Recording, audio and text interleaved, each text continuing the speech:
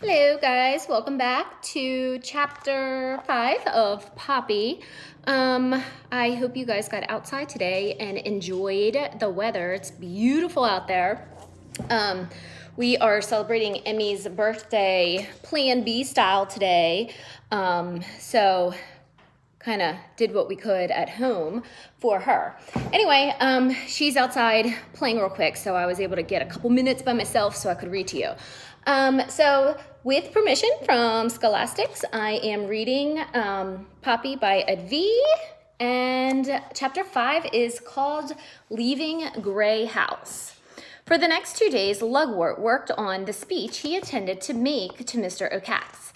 He did this in his study, an old boot that Farmer Lamont had left behind the front hall steps. After lining the boot with potato sacking, Lugwort had chewed out a couple of windows, then used a plaid necktie to curtain the entryway. Now and again he emerged, papers in hand. Seeking out older members of the family, he'd corner them and say, "I need you to listen to this." After reading a paragraph or two, he insisted upon knowing what the listener thought. If there were compliments, he said something like, "No, I don't want flattery. I can't use that. I need hard criticism." When he received criticism, he always argued that his way was best. Then off he'd go in a grump to make minute subtractions or additions to his text, none of which had anything to do with either compliments or criticisms. While Lugwort prepared his speech, a committee busied itself making a white flag. No one knew whether a flag of this kind was Lugwort's idea or Mr. O'Cax's demand. Even so, whenever there was such a permission party, as the younger mice called it, a crisp new flag was carried so Mr. O'Cax would have no doubt as to the mice's intentions. It would be Poppy's job to march along with her father, bearing the flag. Poppy, meanwhile, did what she'd been told to do, relating the facts of Ragweed's death to all the family. Everyone was upset by the story. Being eaten by Mr. O'Cax was a shared nightmare. Moreover, it happened with some regulatory. They were all scared of him. There was considerable tuttling and much whisker twitching. Yet, while everyone expressed sorrow, Poppy suspected that few grieved. Worst were the words of comfort that began, "Well, if somebody needed to be sacrificed." "I don't understand why they disliked Ragweed so," Poppy protested sadly to Basil the night before she and Lugwort were to go see Mr. O'Cax. "What harm did Ragweed do to him?" "I can think of 3 things," Basil replied. "He was a golden mouse, not a deer mouse. He came from somewhere else, and he said things that upset them, like, 'You haven't lived unless you die for something.' Remember what he told Old Plum? A soft belly causes softness at both ends." "But I liked that he was different," Poppy confessed. "He loved adventure. I'll never forget the last words he ever spoke to me. They were so terribly ironic." "What's ironic?" When the words mean almost the opposite of what you're saying. The last thing that he said to me was, 'You don't know how to live like I do.'" "What's ironic about that?" Basil asked. "The next second, Mr. O'Cax killed him." "Oh," Basil shuddered. "Now, Poppy," her mother began as she brushed her daughter's fur for a final time, "above all, do exactly what your father tells you to do. Be respectful towards Mr. O'Cax if he takes notice of you, but if he doesn't, don't fret. Your father commands his attention. Mr. O'Cax has great respect for your father. Don't so much as squeak until you are spoken to. Then be humble and brief. Remember the old saying, mice should be nice. And for heaven's sake, keep the white flag flying.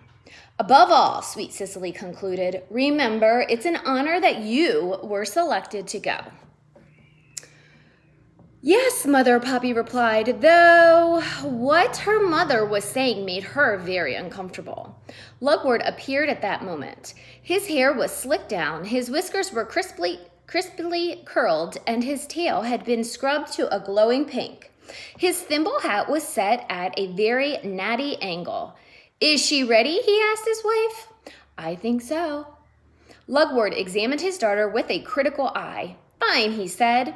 "A good start promises a good finish. All right, Mother, we should be off."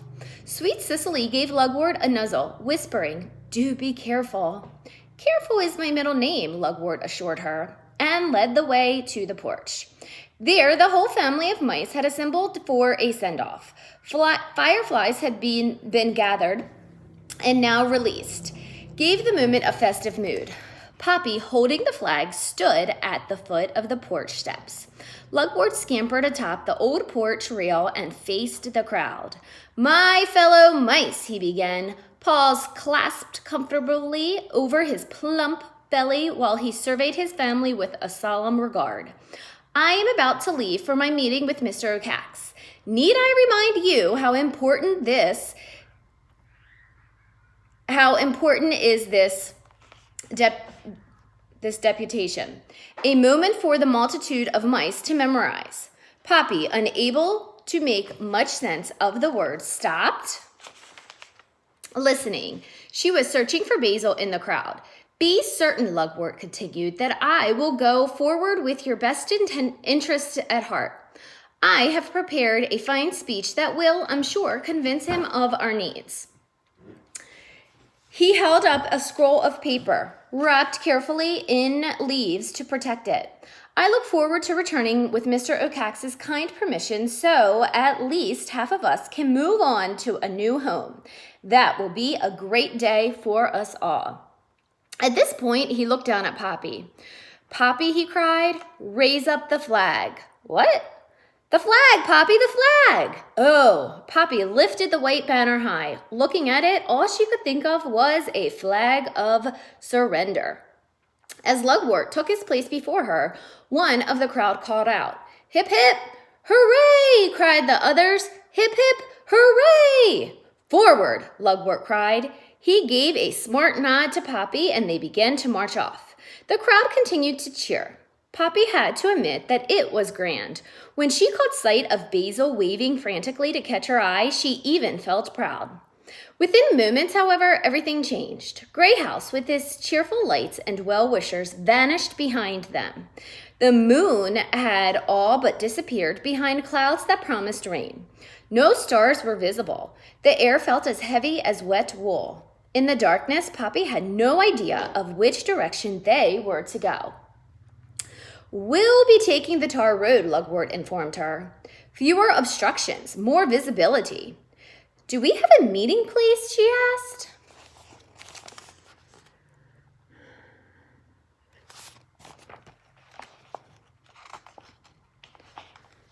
"The very tip of Dimwood Forest," her father said. "Just on the far side of the bridge over Glitter Creek. Mr. Ocax's watching tree. He's there most nights. Can't miss it. It's a huge dead oak." "How come it's dead?" "It was hit by lightning." "Was Mr. Ocax on the tree at the time?" Lugwort chuckled. "Poppy, there are those who say Mr. Ocax made the lightning himself. He's that kind of bird." "Now, my dear, do keep that flag up."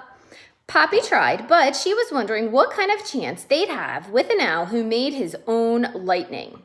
Marching down the middle of the road made her nervous. Surely Mr. Ocax would see them. Would he recognize her? And if he did, would he attack? What should she do then? Run? Where? Ashamed to have such worries, Poppy decided that it would be better to hide them. So she said nothing. Still, it was hard to keep the heavy flag high. "Up!" Lugwort kept calling. He was now walking behind her. They had been marching for some time, during which they had exchanged only a few words, when the night silence was suddenly shattered by a woo, woo. Startled, Poppy stopped short. In the confusion, Lugwort banged into her. He lost his thimble cap and his speech. She dropped the flag. "Pick up the flag!" her father cried, searching and finding both thimble and speech in the darkness. "Lose the flag and we're done for." "Do you think he's seen us?" "Why else do you think he called?" Lugwort snapped. The the hair along Poppy's spine stood straight up. It wasn't the owl's call that frightened her as much as the fear that she heard suddenly in her father's voice. Never had she heard that before. She peered around him. He didn't appear scared. Poppy sighed. She decided that she must have imagined it. Seeing in him what she was feeling. The call came again. Woo, woo. Poppy, her heart pounding, asked, "How much further to go?" "Quite a ways," Lugwort whispered. Eek. They listened again. No more calls came. Lugwort adjusted his hat and gave a forced chuckle. "Actually, I suspect that call was just some good-natured joshing." "Papa? What?" "I am glad you're here." Lugwort replied, but Poppy sensed that he was pleased. She felt better until he said, "But do keep that flag up." The owl's call came again. For a second time, Poppy stopped. Her father did too. They listened intently for a few moments. Then Lugwort whispered, "Just as I thought. He's joking. Lighten up, child." They moved on. Poppy didn't like to contradict her father, but she doubted that Mr. Cax's calls were a joke. She rather suspected the owl was trying to scare them. And as far as she was concerned, he was succeeding. Rain began. It came softly at first, but when a clap of thunder bursted right overhead, making them jump, the drizzle turned into a deluge. Within seconds, they were soaked. The tar-covered road ran with water. The flag became heavier and splattered with mud. "Shake out the flag," Lugwort cried. "It must stay white." Poppy tried to do as she was told, but it was difficult. They trudged on, off to the left. Flashes of lightning allowed Poppy to see the tall trees of Dimwood Forest. Although she, like all the other mice, was well aware of the forest, she had never visited it. Who would want to? She'd been taught too many fearsome things about its vast size, its dreadful darkness, the fact that Mr. Cax had a secret home there, and equally alarming was the knowledge that Dimwood Forest was full of the animals that hunted mice, animals like porcupines. Poppy made herself look in another direction. "We're getting close," her father said, his voice tense. Poppy cocked an ear over the continental splash of rain. She heard the rushing waters of Glitter Creek. Then the tar road twisted sharply to the left. They had reached the bridge, on a row of heavy wooden planks thrown across the creek. The gaps between the planks were wide enough for a mouse to fall through. Lugwort chose the middle plank and Poppy followed. Despite her best intentions, she couldn't keep from peeking down. Normally, Glitter Creek was serene. The summer rains had made it high, fast, and fairly roaring. Poppy stole a nervous glance at her father. He had stopped to pull at his whiskers. She had never seen him so agitated and wondered suddenly if he would be able to protect her. She'd never asked the question before. Never had to. Just to think it upset her. She looked to her father for reassurance, but all she saw was his frailty. She knew then that he was just as frightened as she was. The realization made her stomach ache with tension. Lugwort caught her looking at him. "Flag!" he cried, moving forward. Poppy managed to lever the flag up just as she stepped off the bridge. The moment she did, the air was rent with yet another of Mr. O'Cax's cries. "Woo! Woo!"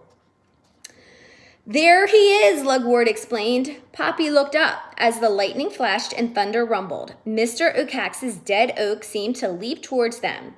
Against the darkness of Dimwood, she saw that the owl's branch reached out like a claw.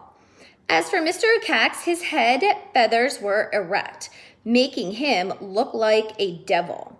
Don't go away, Poppy said fiercely to herself. Don't give way, Poppy said to herself, even as she trembled. Don't give way. And there we have our the end of chapter 5. Hope you enjoyed, and I will see you tomorrow for chapter 6. Have a good night. Bye.